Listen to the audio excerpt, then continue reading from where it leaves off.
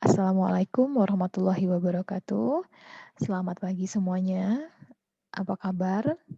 Iya, semoga kalian tetap sehat ya. Nah, pada pertemuan ketujuh, kali ini Ibu akan menjelaskan tentang bagaimana menyusun distribusi frekuensi dan bagaimana menyajikan datanya dalam statistika deskriptif. Jadi, minggu lalu kita sudah membahas tentang beda statistika deskriptif dengan statistika inferensia.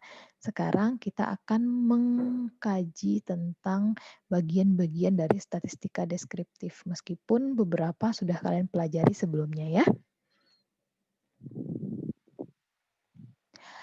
Semoga semuanya berada dalam keadaan sehat walafiat ya. Apakah ada yang belum siap mengikuti pembelajaran hari ini? Ibu akan tunggu sekitar 5 menit ke depan, baru kita akan mulai pembelajarannya. Atau ternyata jika kalian sudah siap, mungkin kita bisa langsung lanjutkan saja. Oke, sepertinya sudah siap semua ya. Sebelum kita mulai, wajib memperhatikan hal-hal berikut. Yang pertama, letakkan semua barang yang dibutuhkan dekat dengan jangkauan Anda. Hindari meletakkan cairan di sekitar alat tulis dan komputer Anda sekarang karena aktivitas kita banyak akan praktek menulis, gitu ya. Kemudian perhatikan waktu belajar Anda. Rules dan objektif dari mata kuliah ini, mata kuliah ini dan materi pada hari ini. Pertama, rules-nya adalah mahasiswa itu wajib memiliki alat tulis menulis, baik itu buku catatan maupun pulpen dan pena untuk mencoret-coret dan memiliki kalkulator untuk menghitung. Yang kedua adalah tujuan. Tujuan pembelajaran ini yaitu mahasiswa mampu menyusun dan menyajikan data distribusi frekuensi dengan benar menggunakan aplikasi dan menghitung manual. Tapi pada pertemuan kali ini, Ibu hanya akan menjelaskan tentang penghitungan manual menggunakan kalkulator. Nanti di praktikum kita akan praktek menggunakan aplikasi. Apa sebenarnya distribusi frekuensi?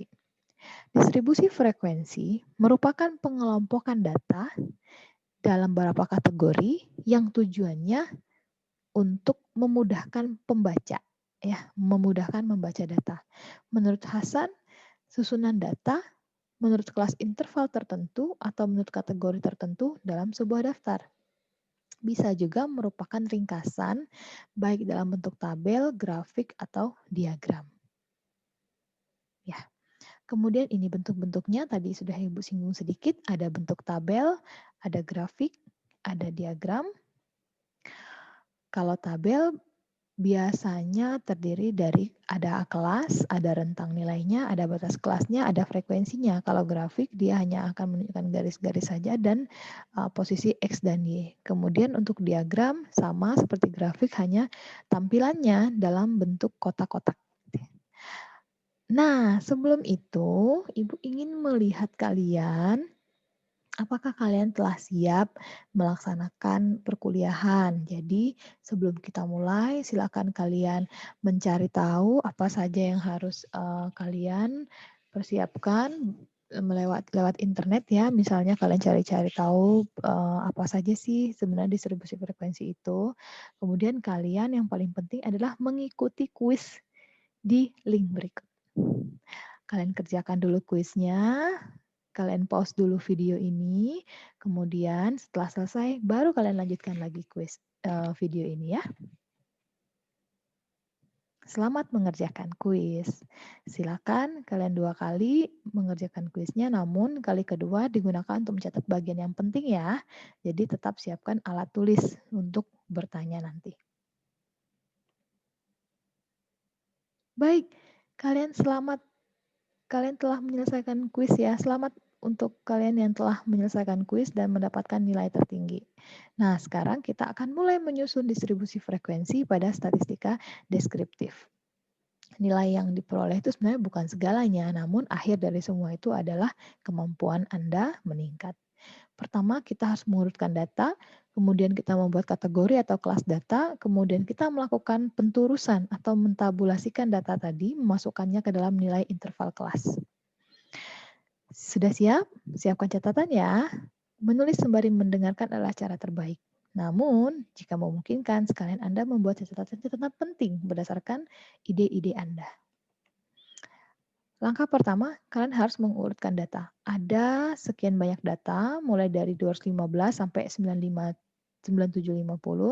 Data ini sudah diurutkan, sebaiknya data diurutkan dari yang terkecil hingga terbesar, karena ada beberapa pertanyaan yang harus dijawab. Satu, berapa nilai terkecil atau minimumnya? Bisa kita lihat dari tabel? Bisa kita lihat dari tabel yang ada di gambar ini. Sebentar, kita bisa lihat di sini nilai terkecilnya adalah 215. Berapa nilai terbesar atau maksimum 9750? Oke. Berapa jumlah data semua? Iya, betul, ada 20. Berapa rata-rata data? Nah, rata-rata ini harus kalian hitung sendiri. Ya. Jumlahkan 215, 290, 310 sampai ke 9750. Nanti akan diperoleh berapa jumlahnya. Kemudian berapa rata-ratanya tuh dibagi dengan banyak data atau dibagi dengan 20. Langkah kedua, kalian harus membuat kategori atau kelas data. Tidak ada berapa aturan mengenai jumlah kelas. Yang penting adalah kelas itu dibuat sesuai kebutuhan. Tentukan interval kelasnya. Gunakan pedoman bilangan bulat, dengan demikian sehingga menjadi 2 pangkat K lebih besar dari N atau menurut aturan Sturges. Aturan Sturges itu rumusnya K sama dengan 1 ditambah 3,322 log N. Misalnya jika N-nya adalah 20, N ini apa? Jumlah data ya. N ini adalah 20, maka nilai K adalah 1 ditambah 3,322 dikali dengan log 20, hasilnya adalah 1,301. Sehingga hasil akhirnya adalah 5,322. Sehingga kita dapatkan kategorinya adalah 5. Minimal 5 kategori. Seandainya kalian nanti menemukan hanya 3 kategori, sebenarnya tidak mungkin karena biasanya kategori yang akan muncul berdasarkan hasil penghitungan Sturges ini lebih dari 5 biasanya. Kalian boleh menetapkan 5 saja deh. Boleh sesuai dengan hitungan Sturges boleh. Namun kalian sudah menetapkan dari awal 5 tidak apa-apa juga. Tinggal nanti kalau memang sudah ditetapkan 5, berarti proses ini kalian skip gitu ya. Langkah kedua, menentukan intervalnya. Tentukan interval kelas dengan cara sebagai berikut. Interval kelas adalah nilai terbesar dikurangi dengan nilai terkecil dibagi dengan jumlah kelas. Kalau tadi kan jumlah kelasnya ada 5, nilai terbesarnya adalah 9750, nilai terkecilnya kalau tidak salah tadi 200-an ya. Kita cek di sini berdasarkan data nilai tertingginya 9750, nilai terendahnya 215, maka menjadi 1907 ya dibagi dengan jumlah kelas. Ada 1907 selisihnya. Jadi interval kelas itu adalah jarak terendah dan jarak nilai terendah dan nilai tertinggi dalam satu kelas atau kategori. Bagaimana cara memasukkannya? Kita lihat. 215 yang paling rendah pada kelas 1 ditambahkan dengan 1907 hasil penghitungan tadi. Hasil penghitungan interval kelas sehingga batas kelas pada kelas ke-1 adalah 2122. Diperoleh dari 215 ditambah dengan 1907. Demikian juga dengan selanjutnya. Namun ketika kita memulai kelas kedua, batas kelas atas ya, ini disebut batas kelas atas ditambah dengan 1 ya. 2123 jadinya. 2122 ditambah 2123.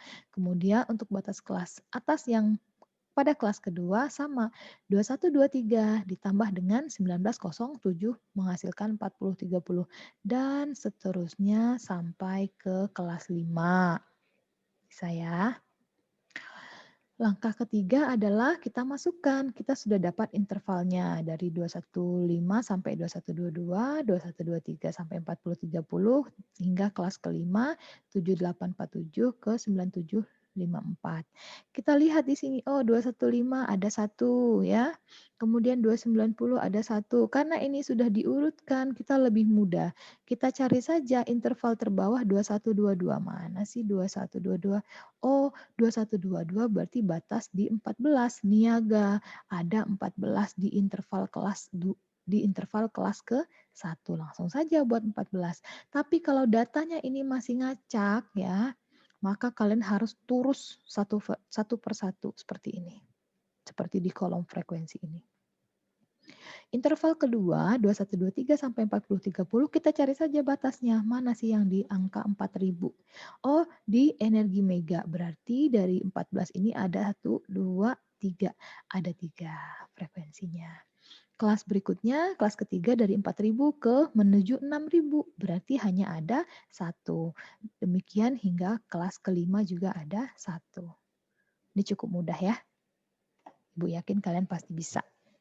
Kemudian distribusi frekuensi.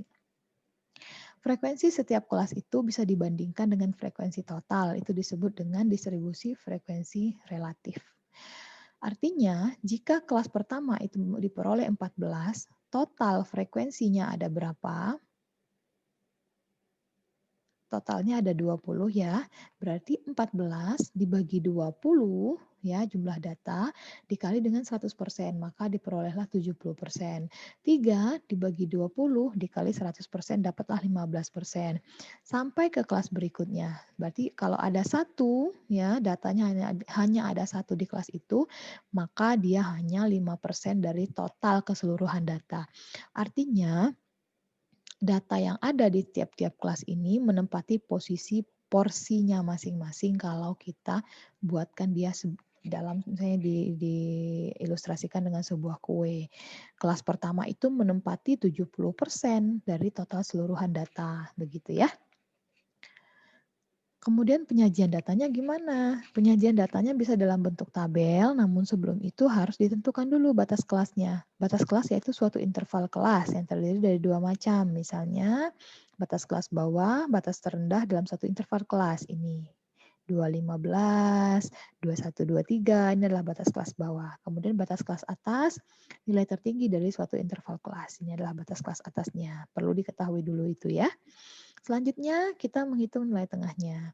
Nilai tengahnya adalah penjumlahan, kemudian dibagi dengan 2, ya atau rata-rata dari batas kelas atas dengan batas kelas bawah. Batas kelas bawah, batas kelas atas dijumlahkan, dibagi dengan 2. Maka inilah nilai tengahnya sampai ke kelas ke-5. Ya, ini cuma contohnya sampai kelas ke-4 aja. Nanti kalian cari untuk yang lainnya. Nah, selanjutnya tepi kelas. Nilai tepi kelas ini adalah pengurangan antara batas kelas bawah dengan batas kelas atas. Pengurangannya berapa? Ya, pengurangannya adalah biasanya dikurang 0,5. Tapi rumusnya biasanya begini ya. 2122, misalnya kita ambil kelas kedua ya. Kelas kedua menuju ini kelas kedua. Kalau kelas ke-1 berarti 2122 ditambah 2123 ya, ini untuk kelas kedua, maka dibagi dengan 2 hasilnya 21,55. Ini adalah nilai tepi kelas untuk kelas kedua. Kalau nilai tepi kelas untuk kelas ke-1 adalah 215 ditambah dengan 214 dibagi 2 hasilnya adalah 214,5. Demikian seterusnya. Kalau kelas kelima berapa, Bu? Oh, kelas kelima artinya interval yang di kelas keempat ini, di batas atas kelas keempat, ditambah dengan interval batas bawah kelas kelima, dibagi 2, diperolehlah hasilnya 7846,5.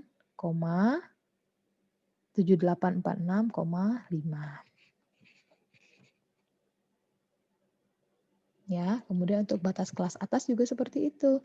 9754 ditambah 9755 ya, kita harus memperkirakan 1, kemudian dibagi 2 hasilnya adalah 9754,5. Kita juga harus menyajikan frekuensi kumulatif, yaitu menunjukkan seberapa besar jumlah frekuensi pada tingkat kelas tertentu. Diperoleh dengan cara menjumlahkan frekuensi pada kelas yang pertama hingga kelas berikutnya. Contoh, ada 2. Yang pertama, frekuensi kumulatif kurang dari. Kalau kurang dari berarti kita mengurutkan dari yang terkecil. Misalnya pada kelas 21 5 sampai 2122 itu frekuensi kumulatifnya masih 0. Artinya dia nanti walaupun frekuensinya adalah 14, namun penjumlahannya itu masih 0 karena kita mulai semuanya dari 0. Nanti ketika dia menginjak ke berikutnya, 0 ditambah berapa jumlah frekuensi dari interval kelas yang pertama ini? Oh, 0 tambah 14. Interval kelas kedua tadi ada berapa jumlah datanya? Oh, ada 3. Berarti frekuensi dia di kelas ketiga, karena dia diambil dari kelas kedua, ada 17. Di kelas ketiga ada berapa datanya? Oh, ada 1. Ya, berarti untuk frekuensi kumulatif kurang dari di kelas keempat adalah jumlah data frekuensi di kelas ketiga ditambah dengan frekuensi kumulatif kurang dari yang ada di kelas ketiga sehingga diperoleh 18. Demikian seterusnya hingga nilai akhir ini dari frekuensi kumulatif itu adalah total keseluruhan data atau jumlah N tadi di awal. Sementara frekuensi kumulatif lebih dari, kita mulai dari 20. Frekuensi kumulatif berbeda ya dengan frekuensi yang kita peroleh di awal tadi. Artinya data aslinya, data nyatanya ya. Kalau untuk frekuensi kumulatif lebih dari, kita mulai dia dari angka 20 karena jumlah datanya pasti 20. Sehingga di interval kelas pertama 215 sampai 2122 frekuensi kumulatif lebih darinya adalah 20. Ya. Kemudian untuk kelas berikutnya, karena dia ada 14, tadi ya di kelas pertama 20 dikurang 14. Menjadi 6. Sampai berkurang dan di akhirnya menjadi 0. Jadi terbalik. Kalau frekuensi kumulatif kurang dari, kita mulai dari 0 menuju angka 20 ya. Menuju jumlah data yang sebenarnya. Jumlah data ya, bukan frekuensi. Sementara kalau frekuensi kumulatif lebih dari, kita mulai dari jumlah data yang sebenarnya itu 20 data menuju ke 0, jadi habis dia. Berikutnya. Oke, sudah kita mulai ke cara menghitung distribusi frekuensi, kita sudah diingatkan. Urutkan dulu datanya ya, kalau datamu sudah urut, pekerjaanmu akan lebih mudah. Yang kedua, tentukan berapa kategori yang akan disajikan. Boleh disajikan menurut kategori yang kita inginkan, bisa juga sesuai arahan statistik. Kemudian, hitung datamu. Letakkan data sesuai kategori kelasnya. Setelah itu, hitung jumlahnya secara akumulatif dan sajikan. Terserah mau sajikan seperti apa. Nah, ini adalah tugas kalian. Silakan kalian susun tabel distribusi frekuensi menggunakan kertas HVS 80 gram ukuran A4. Nah, kertas ini boleh lebih dari satu, tapi tugasnya harus kalian kerjakan secara individu. Tolong tidak diketik, tapi ditulis dengan tangan yang rapi ya, menggunakan tinta berwarna biru. Terima kasih kalau kalian bersedia menggunakan tinta berwarna biru. Untuk penanda-penanda boleh kalian memberikan atau keterangan, misalnya kalian membuat panah, keterangan ini menggunakan tinta berwarna yang lain. Terima kasih atas kerja keras Anda. Semoga lancar menjalani pembelajaran selanjutnya. Kalau ada pertanyaan, silakan langsung ditanyakan di dalam kelas ya. Selamat pagi.